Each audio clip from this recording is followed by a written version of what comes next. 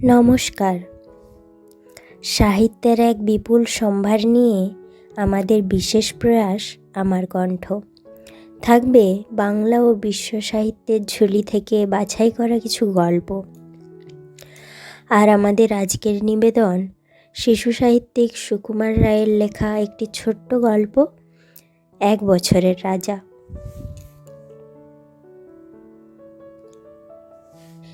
এক ছিলেন সওদাগর। তার একটি সামান্য কৃতদাস একমাত্র ছেলেকে জল থেকে বাঁচায়। সওদাগর খুশি হয়ে তাকে মুক্তি তো দিলেন, তাছাড়া জাহাজ বোঝাই নানা রকম বাণিজ্যের জিনিস তাকে বকশিশ দিয়ে বললেন, সমুদ্র পার হয়ে বিদেশে যাও, এসব জিনিস বেচে যা টাকা পাবে সবই তোমার। কৃতদাস মনিবের কাছ থেকে বিদায় নিয়ে জাহাজে চড়ে রওনা হলো বাণিজ্য করতে। কিন্তু বাণিজ্য করা আর হলো না। সমুদ্রের মাঝখানে তুফান উঠে জাহাজটি ভেঙে চুরে জিনিসপত্র ও লোকজন কোথায় যে ভাসিয়ে নিল তার আর খোঁজ পাওয়া গেল না। কৃতদাসটি অনেক কষ্টে হাবুডুবু খেয়ে একটা দ্বীপে এসে ঠেকল।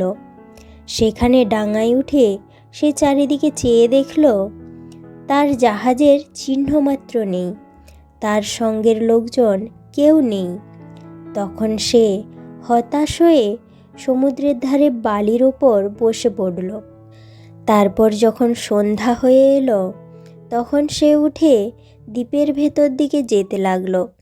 সেখানে বড় বড় গাছের বন, তারপর প্রকাণ্ড মাঠ, আর তারই ঠিক মাঝখানে চমৎকার শহর। শহরের ফটক দিয়ে মশাল হাতে মেলা লোক বের হচ্ছে। তাকে দেখতে পেয়েই সেই লোকেরা চিৎকার করে বলল, মহারাজের শুভাগমন হোক, মহারাজ দীর্ঘজীবী হন। তারপর সবাই তাকে খাতির করে জমকালো গাড়িতে চড়িয়ে প্রকাণ্ড এক প্রাসাদে নিয়ে গেল। সেখানে চাকরগুলো তাড়াতাড়ি রাজপোশাক এনে তাকে সাজিয়ে দিল।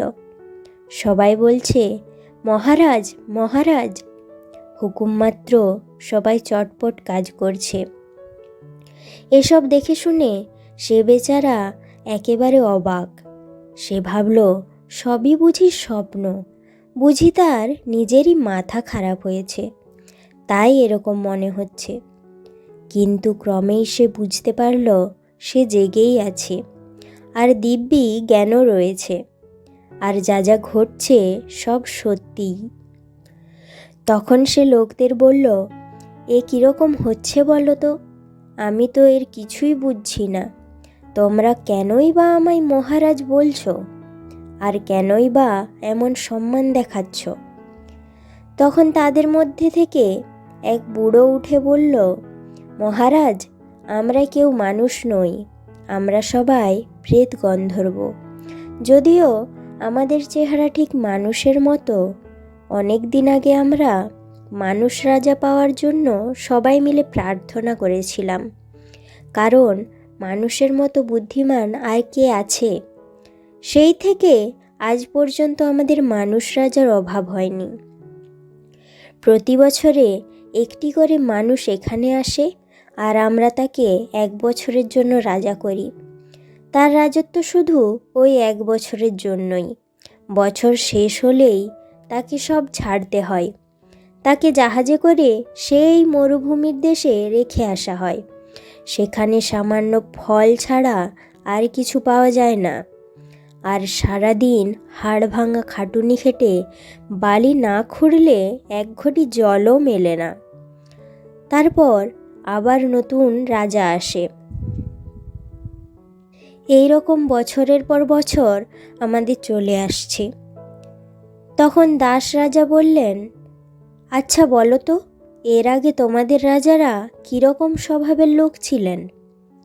বুড়ো বলল, তারা সবাই ছিলেন অসাবধান আর খামখেয়ালি। সারাটি বছর সবাই শুধু জাঁকজমক আমোদে আহ্লাদে দিন কাটাতেন। বছর শেষে কি হবে সে কথা ভাবতেন না। নতুন রাজা মন দিয়ে সব শুনলেন। বছরের শেষে তার কি হবে এই কথা ভেবে কদিন তার ঘুম হলো না। তারপর সে দেশের সবার চেয়ে জ্ঞানী আর পণ্ডিত যারা তাদের ডেকে আনা হলো। আর রাজা তাদের কাছে মিনতি করে বললেন, আপনারা আমাকে উপদেশ দিন যাতে বছর শেষে এই সর্বনেশে দিনের জন্য প্রস্তুত হতে পারি। তখন সবচেয়ে প্রবীণ বৃদ্ধ যে সে বলল, মহারাজ, শূন্য হাতে আপনি এসেছিলেন, শূন্য হাতেই আবার সে দেশে যেতে হবে। কিন্তু এই 1 বছর আপনি আমাদের যা ইচ্ছা তাই করাতে পারেন। আমি বলি, এই বেলা রাজ্যের ওস্তাদ লোকদের সে দেশে পাঠিয়ে সেখানে বাড়ি করে, বাগান করে, চাষবাসের ব্যবস্থা করে চারিদিক সুন্দর করে রাখুন। ততদিনে ফুলে ফলে দেশ ভরে উঠবে, সেখানে লোকের যাতায়াত হবে। আপনার এখনকার রাজত্ব শেষ হতেই সেখানে আপনি সুখে রাজত্ব করবেন। বছর তো দেখতে দেখতে চলে যাবে, অথচ কাজ আপনার ঢের। কাজেই বলি, এই বেলা খেটে খুঁটে সব ঠিক করে নিন। রাজা তখনই হুকুম দিয়ে লোক লস্কর, জিনিসপত্র, গাছের চারা, ফলের বীজ আর বড় বড় কলকবজা পাঠিয়ে আগে থেকে সেই মরুভূমিকে সুন্দর করে সাজিয়ে গুছিয়ে রাখলেন। তারপর বছর যখন ফুরিয়ে এলো, তখন প্রজারা তার ছত্রমুকুট, রাজদণ্ড সব ফিরিয়ে নিল। তার রাজার পোশাক ছাড়িয়ে 1 বছর আগেকার সেই সামান্য কাপড় পরিয়ে তাকে জাহাজে তুলে সেই মরুভূমির দেশে রেখে এলো।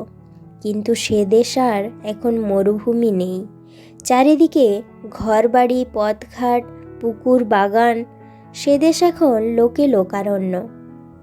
তারা সবাই এসে ফুর্তি করে শঙ্খ ঘণ্টা বাজিয়ে তাকে নিয়ে সিংহাসনে বসিয়ে দিল।